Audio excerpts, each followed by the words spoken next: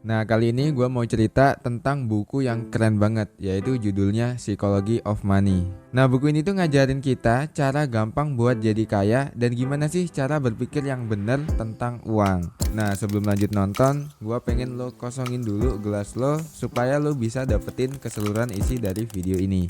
Jadi, cara kita bertindak soal uang itu penting banget. Ya, uang itu emang penting, tapi yang lebih penting adalah cara kita ngelakuinnya. Kita tuh sering kali ngambil keputusan yang gak bener pas ngurusin uang. Kita sering kali ngabaikan logika dan data yang harusnya kita pertimbangin. Kita tuh sering kali ngambil keputusan apalagi tentang uang itu gak rasional cuy. Kita sering pakai emosi untuk ngambil keputusan. Banyak keputusan penting soal uang yang kita ambil dengan cara yang gak tepat. Misalnya pas lo nyari makan, terus lo tergoda iklan, atau terpengaruh sama orang lain. Akibatnya kita sering lupa sama tujuan keuangan kita yang sebenarnya. Nah, di buku ini Morgan ngajarin kita cara yang bener buat ngambil keputusan soal uang. Dia ceritain 19 kisah yang nunjukin betapa anehnya orang dalam ngambil keputusan tentang uang. Buat jadi kaya, kita nggak harus jenius atau super pintar. Tapi yang paling penting, kita tuh harus punya ketenangan waktu ngambil keputusan soal uang. Orang yang pinter aja bisa salah ngambil keputusan soal uang kalau dia nggak punya ketenangan. Nah, salah satu contoh menarik dari buku ini adalah kisah Ronaldo, seorang petugas kebersihan di POM. Ronaldo itu hidup dengan sederhana, tapi tetap bisa nabung teratur. Singkat cerita, di akhir hidupnya, Ronaldo kaya banget dengan simpanan 8 juta dolar. Sementara ada juga kisah Richard, lulusan Harvard University dan manajer investasi yang hidupnya boros dan sering berhutang.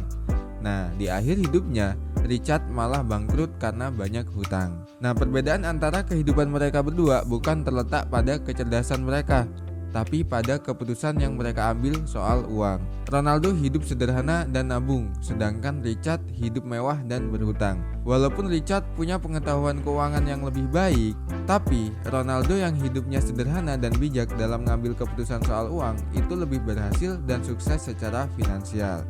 Jadi sukses dalam mengelola keuangan itu bukan cuma seberapa pintar kita atau seberapa banyak pengetahuan yang kita punya tentang keuangan, tapi lebih tentang seberapa tepat tindakan kita. Ada 3 kesalahan umum yang sering terjadi soal pandangan tentang uang. Pertama, bandingin diri kita dengan orang lain. Kedua, serakah dan gak pernah ngerasa cukup. Dan yang terakhir, yaitu pengen kelihatan kaya tanpa benar-benar jadi kaya. Nah, Morgan juga itu ngasih rekomendasi buat kita untuk nikmatin apa yang kita punya dan gak perlu bandingin sama orang lain. Kita harus puas dengan apa yang udah kita capai. Selain itu, seringkali kita terlalu serakah dan gak bisa menikmati hidup. Kita selalu ngerasa gak puas dengan apa yang udah kita dapetin.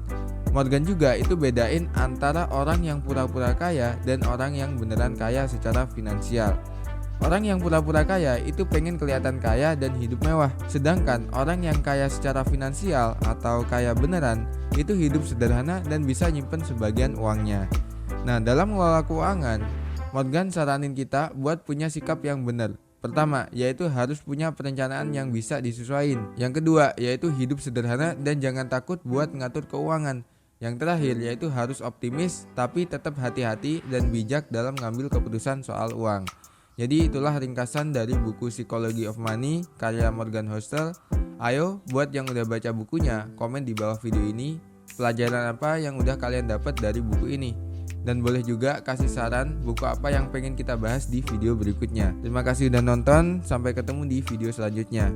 Tetap semangat dan jangan lupa untuk tetap menjadi gelas kosong, karena gelas kosong membutuhkan isi.